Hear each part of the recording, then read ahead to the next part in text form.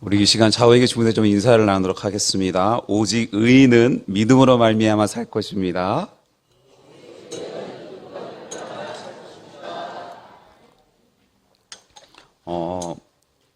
이번 달 연합 예배는 지금 드리는 것처럼 클래식한 예배로 하나님 앞에 드리며 나아가고 있습니다. 교회 1부 예배 형식을 이렇게 하고 2부 예배는 좀 더 모던한 자유로운 예배로 드리는데, 연합 예배 때에도 이런 1부 예배 형식들로 분기에 한 번씩은 같이 드리자라고 하는 이야기들을 좀 같이 나누어서 3개월에 한 번씩 연합 예배는 이렇게 클래식한 예배로 드리려고 합니다. 한 번 더 서로에게 좀 인사를 나눠야 됩니다. 오늘은 축도 끝나고 바로 나가면 안 됩니다. 시작. 오늘은 축도 끝나고 바로 나가면 안 됩니다. 예. 순서상 축도 끝나고 광고가 있기 때문에 나가시면은 아니 됩니다. 죄송하지만 설교 끝나고 같이 부를 찬양 악보 하나 올려주시면 정말 감사하겠습니다. 사랑하는 성도 여러분, 오늘 우리는 기독교의 신앙의 심장이자 또 종교개혁의 거대한 도화선이 되었던 로마서 1장 17절의 말씀을 마주하고 있습니다. 이 짧은 한 구절은 인류 역사의 물줄기를 바꾸어 놓았으며 수세기에 걸쳐 절망의 구렁텅이에서 신음하던 수많은 영혼을 생명의 빛으로 인도해 주신 귀하고 아름다운 위대한 승리의 선언이 이 구절에 담겨져 있습니다. 여러분들에게는 의라고 하는 righteousness라고 하는 단어를 들을 때에 어떤 마음과 생각이 드시는지 물어본다면 뭐라고 답하시겠습니까? 거룩하신 하나님 앞에 서기에 조금의 부족함도 없는 완전한 상태를 의미하는 이 의라는 단어는 사실 우리와 같은 죄인들에게는 감히 쳐다볼 수도 없는 높은 산과 같으며, 때로는 공포와 두려움의 대상이기도 합니다. 그래서 예전에는 신앙생활을 할 때 이렇게 하면 하나님께 벌 받아, 이렇게 하면 하나님께 저주를 받아, 이렇게 하면 하나님께 혼나 라고 하는 것들 때문에 신앙생활을 했었던 우리의 모습들이 많이 있었음을 솔직하게 고백할 수밖에 없습니다. 위대한 종교개혁자 마틴 루터 역시 이 구절 앞에서 처절하게 몸부림쳤다라고 합니다. 그는 하나님의 의가 인간의 죄를 낱낱이 파헤치고 심판하시는 하나님의 서슬퍼런 공의로고만 생각했기에 하나님을 사랑하기는커녕 오히려 그분을 두려워하며 밤낮으로 괴로워했던 것들이었습니다. 하지만 성령의 강력한 조명하심 아래에 루터는 마침내 깨달았다라고 합니다. 여기서 말하는 하나님의 의는 우리를 파멸로 몰아넣는 심판의 칼날이 아니라 도저히 자격 없는 죄인에게 거룩하다 선언해 주시는 하나님의 선물이라는 사실 말입니다. 오늘 이 거룩한 주일 아침, 우리를 죽음에서 생명으로 옮기시는 이 복음의 능력이 우리 모두의 심령 골수마다 깊이 새겨지기를 주님의 이름으로 간절히 축원합니다. 첫 번째 우리가 좀 주목하고 생각해 보기 원하는 것은 하나님의 의 자체에 대한 부분들입니다. 심판에서 구원으로 옮기시는 하나님의 의, 복음에는 인간의 파편적인 노력이 아니라 완전하신 하나님의 의가 나타나 있다라는 것들입니다.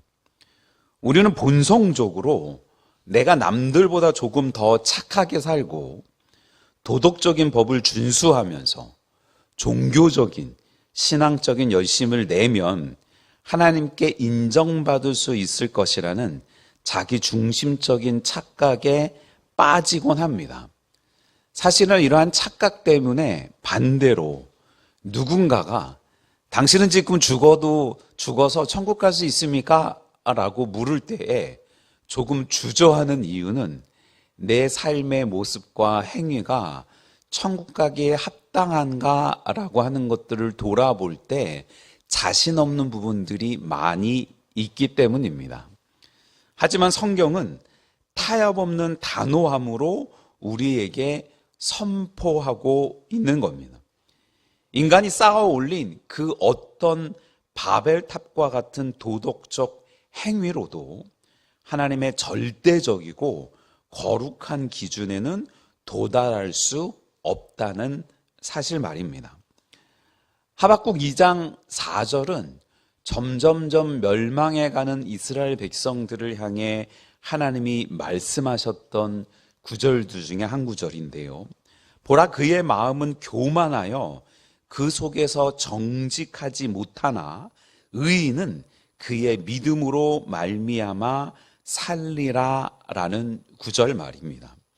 우리의 삶 속에 무엇인가 잘 되어질 때, 요즘 계속해서 반복해서 말씀을 드리는 지난 우리 영남신학교 설교차 오셨던 노회장님이 말씀하셨던 말씀, 이 세상을 살아가는 대부분의 사람들에게 만약에 시간이 충분하고 건강이 충만하고 돈이 많이 있다면 많은 사람들, 대부분의 사람들은 타락할 수밖에 없다.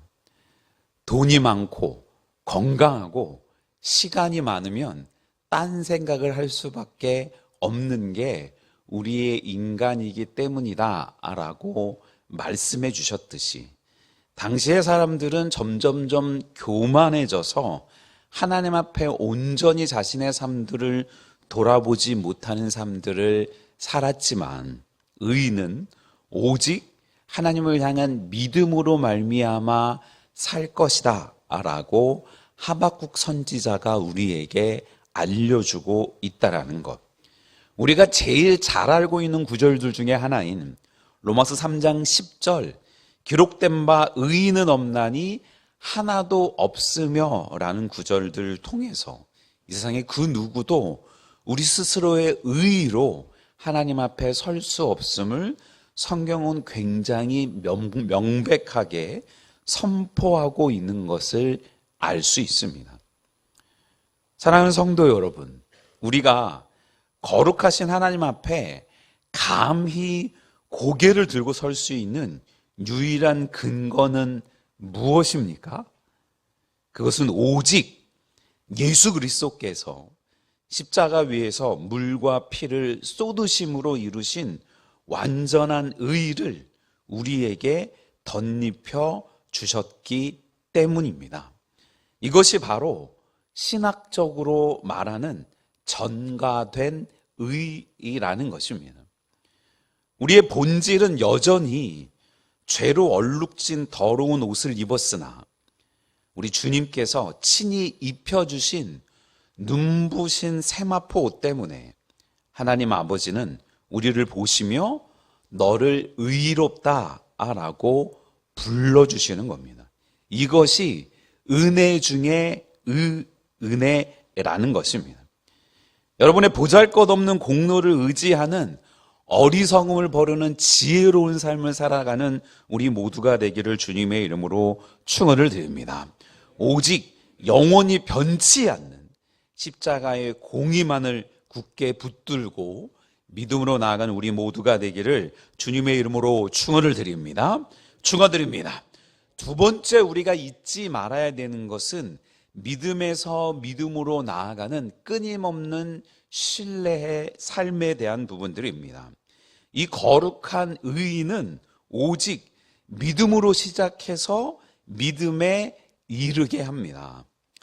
사도 바울은 복음의 역사가 믿음이라는 단회적인 사건으로 끝나는 것이 아니라 믿음으로 시작해서 믿음으로 완성되는 연속적인 과정임을 우리에게 강조하고 있습니다.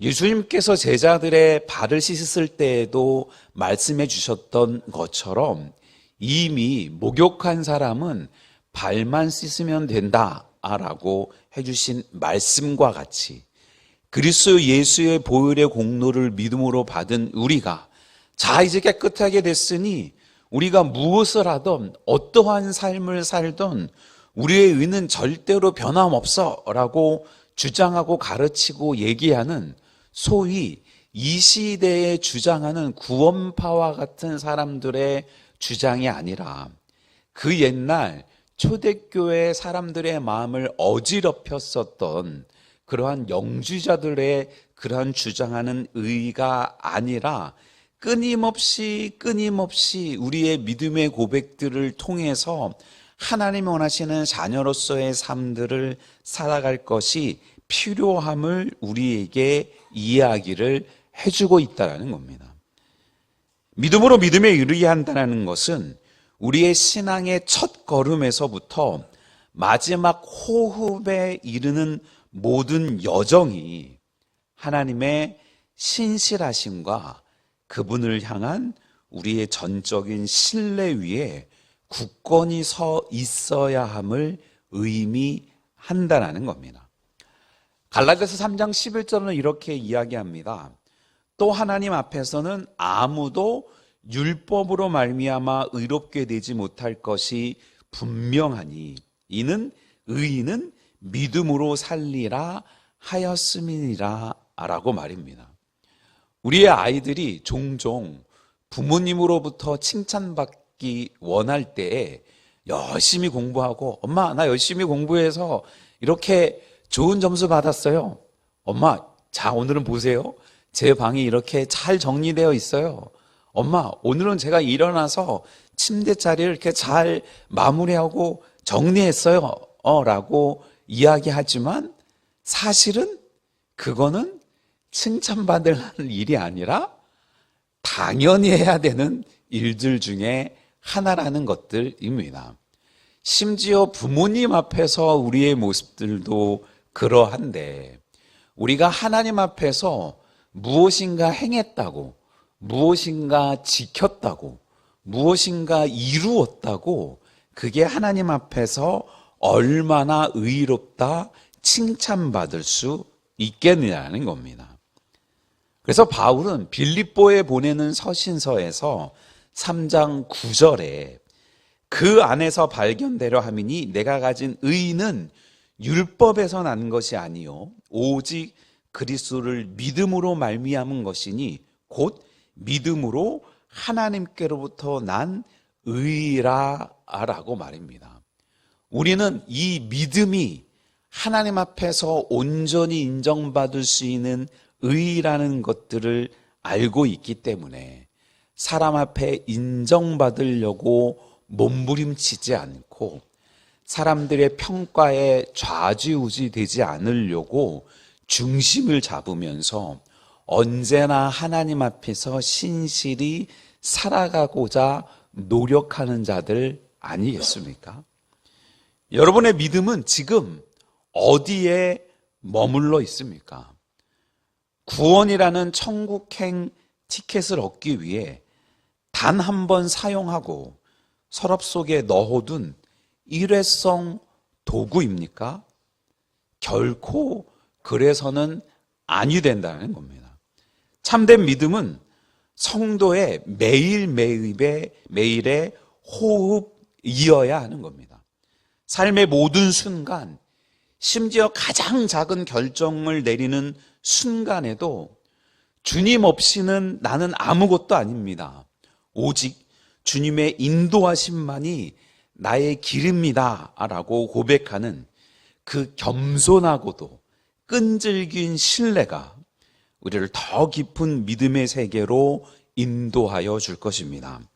과거의 믿음에 안주하지 말고 오늘 우리에게 주시는 새로운 믿음의 지경으로 나아가는 저와 여러분들 되시기를 주님의 이름으로 축원을 드립니다. 축원드립니다. 이건 꼭 서로 권면했으면 좋겠습니다. 좌우에 계신 분들께 우리 과거의 믿음에 안주하지 맙시다. 이렇게 인사 나누도록 하겠습니다. 시작. 우리 과거의 믿음에 안주하지 맙시다. 예. 세 번째는요, 믿음으로 사는 삶이라고 하는 겁니다. 성도의 영광스러운 소명이라고 할 수 있는 것들인 거죠. 각자의 삶에 특별한 소명을 갖고 걸어가며 살아가는 자는 그 누구도 손가락질하거나 평가할 수 없습니다. 의인은 믿음으로 말미암아 장차 살 것이 아니라 지금 살리라 라고 하신다라는 겁니다. 기독교 신앙은 단순히 머릿속으로 동의하는 어떤 관념적인 철학이 아니라는 겁니다. 그것은 역동적인 삶 그 자체라는 것들입니다. 허물과 죄로 죽었던 영혼이 다시 살아난 것이 구원의 시작이라면, 살아난 영혼이 매 순간 만군의 여호와 하나님과 동행하면서 그분의 통치 아래 거하는 것이 성도의 마땅한 삶의 방식이라는 겁니다. 이것을 지난 금요일에도 같이 이야기를 나눴던 것처럼 우리는 다른 표현으로 삶의 예배라고 표현하곤 합니다. 히브리서 10장 38절은 나의 의인은 믿음으로 말미암아 살리라. 또한 뒤로 물러가면 내 마음이 그를 기뻐하지 아니하리라 하셨느니라 라고 하면서 믿음으로 살아가는 귀한 성도의 삶이 그 자리에 머물러 있는 것들 뿐만 아니라 뒤로 물러가면 기뻐하지 아니할 것이다 라고 하십니다. 여러분, 곰곰이 생각해보고 우리의 삶을 한번 객관적으로 평가해보고 돌아와 보십시오. 바쁘게 변화가는 이 세상 속에서 수많은 기조와 수많은 주장들이 우리의 생각과 마음을 흩트는 이 세계 속에서 우리가 믿음으로 살려고 발버둥 두지 않고 그대로 이전의 믿음을 기반으로 그렇게 떠 있으려고만 하면 흘러내려가지 않겠느냐라는 거죠. 그래서 우리의 고백이 바울이 고백한 것처럼 갈라디아서 2장 20절의 고백과 같은 고백이 돼야 되지 않겠습니까? 내가 그리스도와 함께 십자가에 못 박혔나니 그런즉 이제는 내가 사는 것이 아니요 오직 내 안에 그리스도께서 사시는 것이라.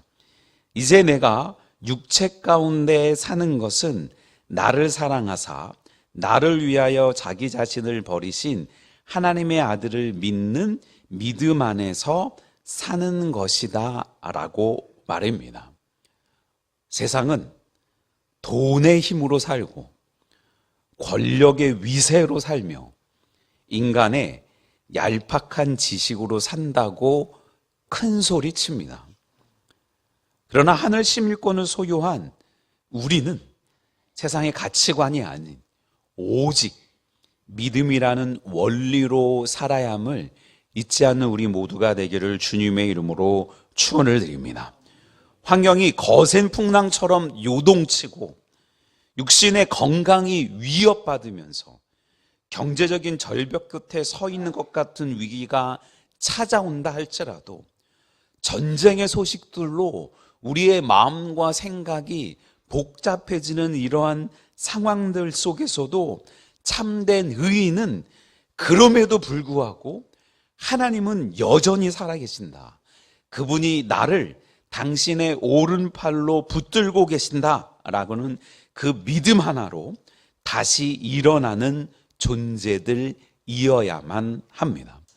믿음은 보이지 않는 것들의 실상으로 보게 하며 불가능을 가능케 하는 성도의 유일한 무기임을 잊지 않는 저와 여러분들 되시기를 주님의 이름으로 축원을 드립니다. 축원드립니다. 한 번 더 좌우에 계신 분들과 함께 인사를 나누도록 하겠습니다. 의인은 믿음으로 말미암아 삽니다. 이제 말씀을 좀 맺겠습니다. 오늘 이 자리에 앉아 계신 성도 여러분, 여러분의 마음을 짓누르는 무거운 짐은 무엇입니까? 과거의 잘못 때문에 하나님 앞에서 여전히 죄책감의 사슬에 매여 있지는 않습니까? 혹은 내 의지와 힘으로 무엇인가를 이루어 보려다가 한계에 부딪혀 지쳐 쓰러져 있지는 않습니까? 기억하십시오. 복음에는 우리를 살리는 하나님의 의가 이미 나타나 있습니다. 그 의는 여러분을 정죄하고 심판하기 위해 준비된 것이 아니라 죄로 상처 입은 여러분을 따뜻하게 안아주시고 거룩한 자녀로 삼아주시기 위해 예수 그리스도의 고귀한 피로 이미 예비된 것입니다. 이번 한 주간 아침마다 눈을 뜨자마자 거울 앞에서 자신을 향해 한번 믿음으로 선포해 보십시오.